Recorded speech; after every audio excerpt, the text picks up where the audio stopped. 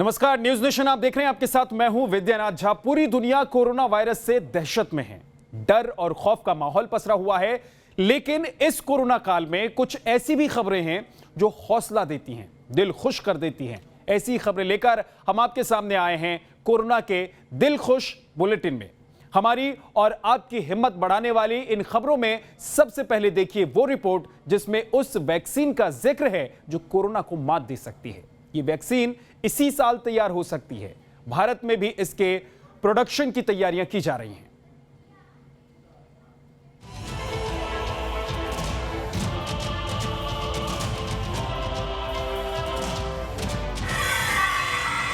Corona की शामत आई, final stage में corona की दवाई।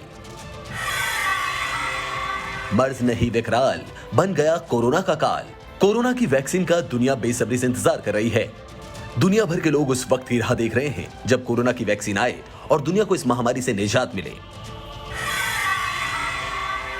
कोरोना की दिल खुश खबर, ब्रिटेन ने भरा वैक्सीन बनाने का दम। ऑक्सफोर्ड यूनिवर्सिटी की तरफ से तैयार की जा रही कोरोना वैक्सीन AZD1222 से उम्मीदें बढ़ गई हैं। यूरोप के कई देश ऑक्सफोर्ड की इस वैक्सीन के ट्रायल को सफल बनाने के लिए मदद कर रहे हैं।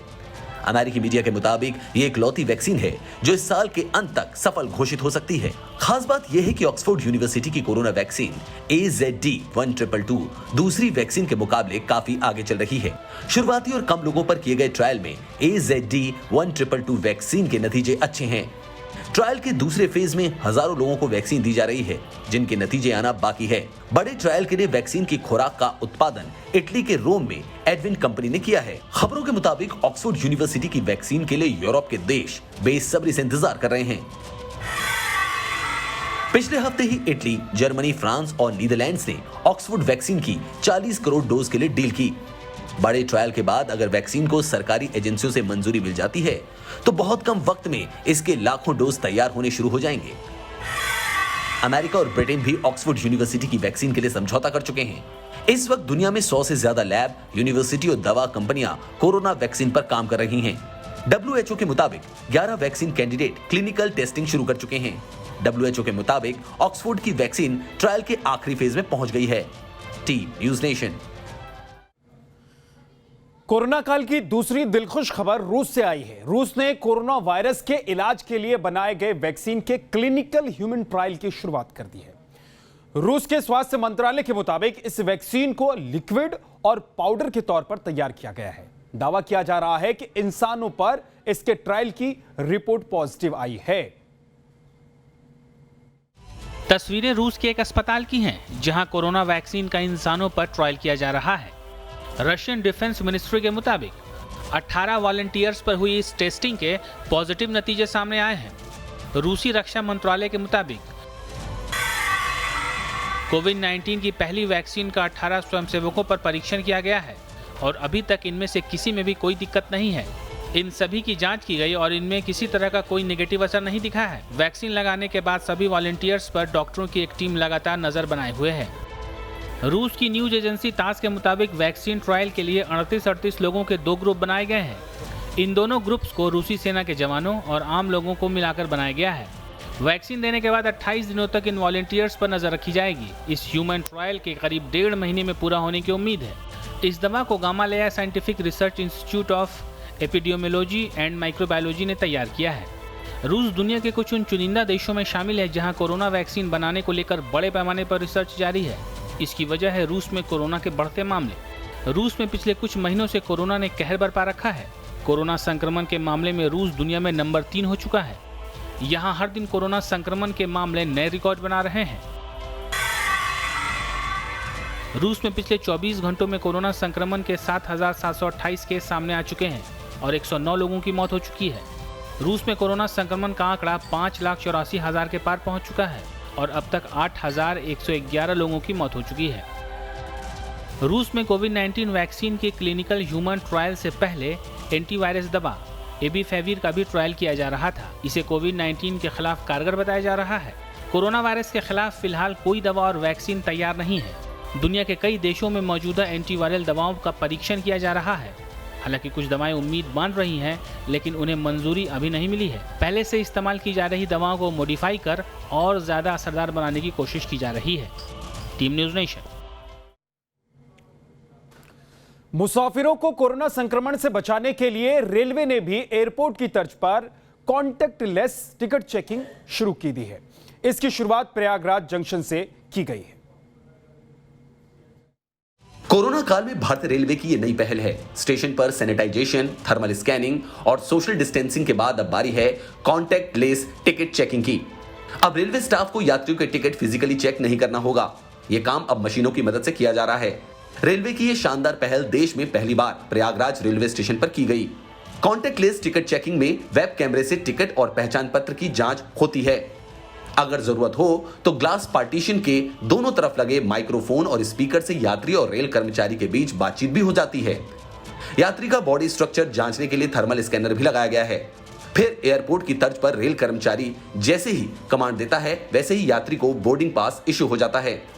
इसी बोर्डिंग पास के जरिए यात्री ट्रेन पकड़ने के लिए प्लेटफॉर्म में दाखिल हो जाता है। ये पूरी प्रक्रिया फटाफट हो जाती है। कोरोना के संक्रमण काल में बहुत आवश्यक था कि हम स्पर्श रहित टिकट चेकिंग प्रणाली डेवलप करें और इस प्रणाली का नाम CTC रखा गया है, कॉन्टैक्टलेस टिकट चेकिंग सिस्टम। मेरे विचार में भारतीय रेल में ये पहला प्रयोग है। इसके पहले ये प्रयोग कहीं अन्य नहीं हुआ है।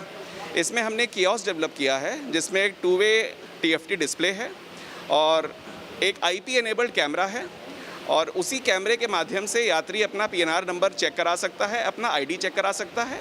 कॉन्टैक्टलेस टिकट चेकिंग मशीन का प्रयागराज में पहला प्रयोग हो रहा है। इसमें यात्री की पहचान और टिकट की पुष्टि के बाद नाम, PNR नंबर, कोच और बर्थ नंबर की जानकारी दी जाती है और फिर बोर्डिंग पास जारी किया जाता है। अगर कोई खामी पाई गई या यात्री का बॉडी टेम्परेचर ज्यादा होता है तो बोर्डिंग पास इश्यू नहीं होता है। कोविड-19 की जो महामारी है उसमें एक ये सबसे इम्पोर्टेंट जो रिक्वायरमेंट है सोशल डिस्टेंसिंग और एक दूसरे से कांटेक्ट जितना मिनिमाइज किया जा सके। प्रयागराज मंडल ने एक अनूठा और अपनी तरह का पहला प्रयास किया है।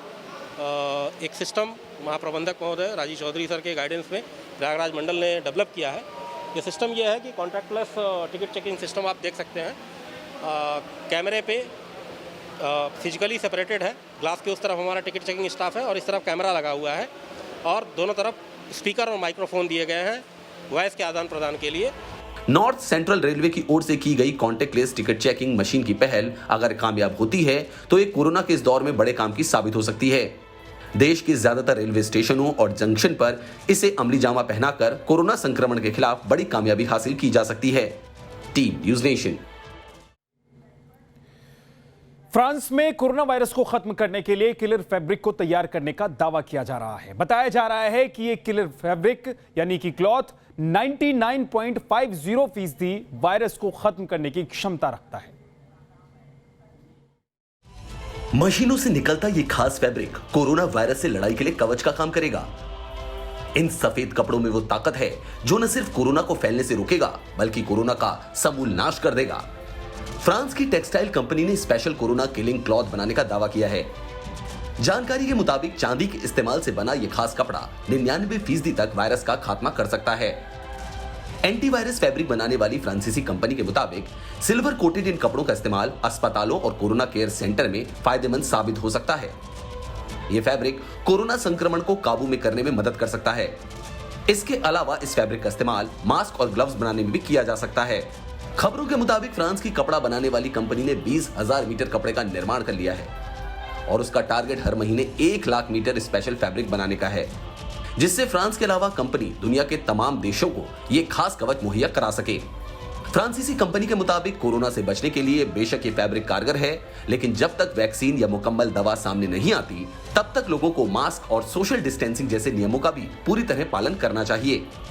Team news nation. कोरोना काल ने कई तरह की आदतों, रिवाजों और तरीकों को बदल दिया है। हाथ मिलाने की जगह अब हाथ जोड़कर अभिवादन किया जा रहा है। मास्क पहनना और सैनिटाइजर का इस्तेमाल अब जिंदगी का हिस्सा बन गया है। शादी की रस्मों पर भी कोरोना का असर दिखने लगा है। अब वरमाला से ज्यादा मास्क का ख्याल रखा जा रहा है। गले में वरमाला डालने से ज्यादा हाथों को सैनिटाइज करने पर जोर। शादियों में जयमाला के साथ साथ मास्क पहनाने की भी रस्म। 7 जन्मों तक साथ रहने के साथ साथ कोरोना से बचाव का वचन। ये कोरोना काल में होने वाली शादियों की रस्में हैं और ऐसी ही एक शादी नवाबों के शहर लखनऊ के गोसाईगंज में हुई। इसमें अगवानी के लिए इस्तेमाल होने वाले फूलों की थाली में मास्क को भी जगह दी गई। दरअसल कोरोना काल में हर किसी को मास्क की अहमियत समझ आ चुकी है। शादियां भी इससे अछूती नहीं है। शादी के मौके पर ड्रेस से मैचिंग या फिर डिजाइनर मास्क पहनने का भी चलन बढ़ रहा है। यहाँ तक कि लोग तो डिजाइनर से अलग अलग तरह के मास्क भी कस्टमाइज करवा रहे हैं। दुल्हनों के लिबास के साथ साथ मैचिंग और डिजाइन वाले मास्क भी बाजार में उपलब्ध हैं। इनमें खूबसूरत एम्ब्रॉयडरी वर्क वाले सिल्क से बने मास्क के साथ सोने और चांदी के एम्ब्रॉयडरी वाले मास्क भी शामिल हैं। Team news nation. कोरोना काल के इस दौर में कोरोना संक्रमित मरीजों को बेहतर सुविधा दी जा सकेगी और ऐसा संभव होगा रोबोट की वजह से। आखिर क्या है एक रेस्टोरेंट में रोबोट की कहानी और आखिर क्यों एक रेस्टोरेंट वाला रोबोट फेमस है इन दिनों, आपको दिखाते हैं। तस्वीरें गुवाहाटी की हैं, जहां रेस्टोरेंट और होटलों में अब इन रोबोट की मदद से सर्विस देने की तैयारी हो रही है। कमाल की डिजाइन वाली ये रोबोट न सिर्फ होटलों और रेस्टोरेंट में बल्कि कोरोना आइसोलेशन वार्ड में भी मरीजों की मदद कर सकते हैं।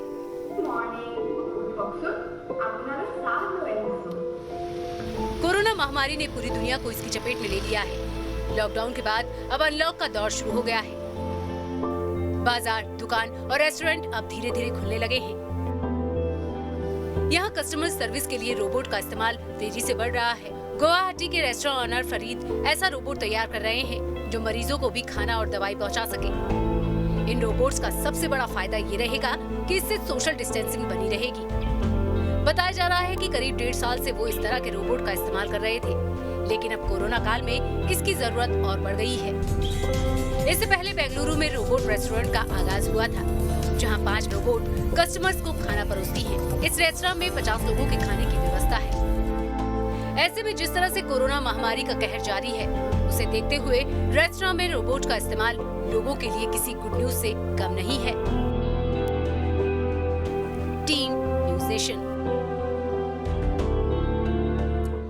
कई महीनों तक लॉकडाउन के बाद आज मध्य पूर्व के देश सऊदी अरब से कई पाबंदियां हटा ली गई। हालांकि अगले महीने वाली हज यात्रा को लेकर सऊदी सरकार ने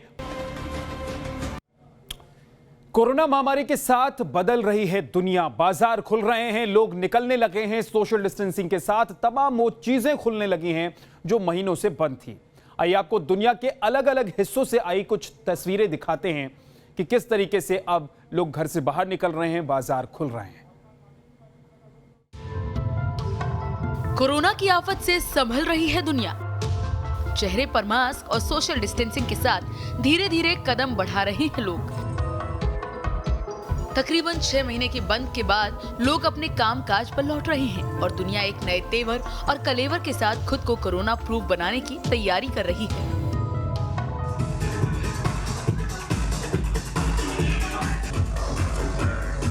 अब नीदरलैंड में एक नाइट क्लब में अपनाए जा रहे सोशल डिस्टेंसिंग के अनोखे तरीके को देखिए।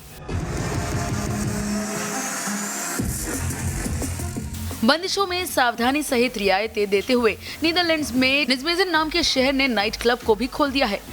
अलबत्ता नए हालात में नए सोशल डिस्टेंसिंग नियमों का पालन करना होगा। ऐसे नाइट क्लब में पार्टी और डांस तो हो ही रहा है, लेकिन बड़े बदलाव के साथ, जिसे सोशल डिस्क डांसिंग का दिलचस्प नाम मिला है। नाइट क्लब ही नहीं, जिम की शक्ल भी कोरोना ने बदल दी है। तस्वीरें स्पेन की है, जहां पर ट्रेडमिल के बीच पार्टीशन किया गया है, जिससे सोशल डिस्टेंसिंग का पूरा ख्याल रखा जा सके।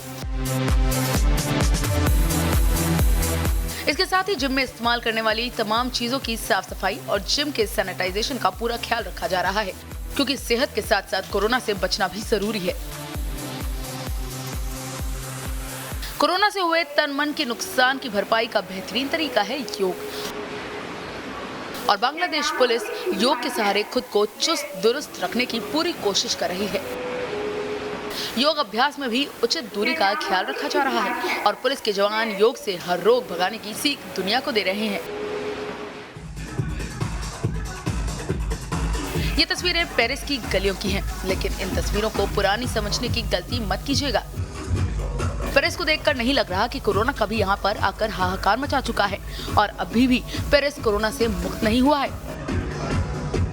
कैफे रेस्टोरेंट में भीड़ शबाब पर है, सोशल डिस्टेंसिंग का नामो निशान नहीं है और लोग पूरी मस्ती के साथ पहले की तरह जिंदगी को एंजॉय कर रहे हैं। इन तस्वीरों को देखकर ये कहना गलत नहीं होगा कि डर जब हद तोड़ देता है तो खत्म हो जाता है और अब दुनिया कोरोना का डर दूर कर दोबारा जिंदगी जीने में जुट चुकी है।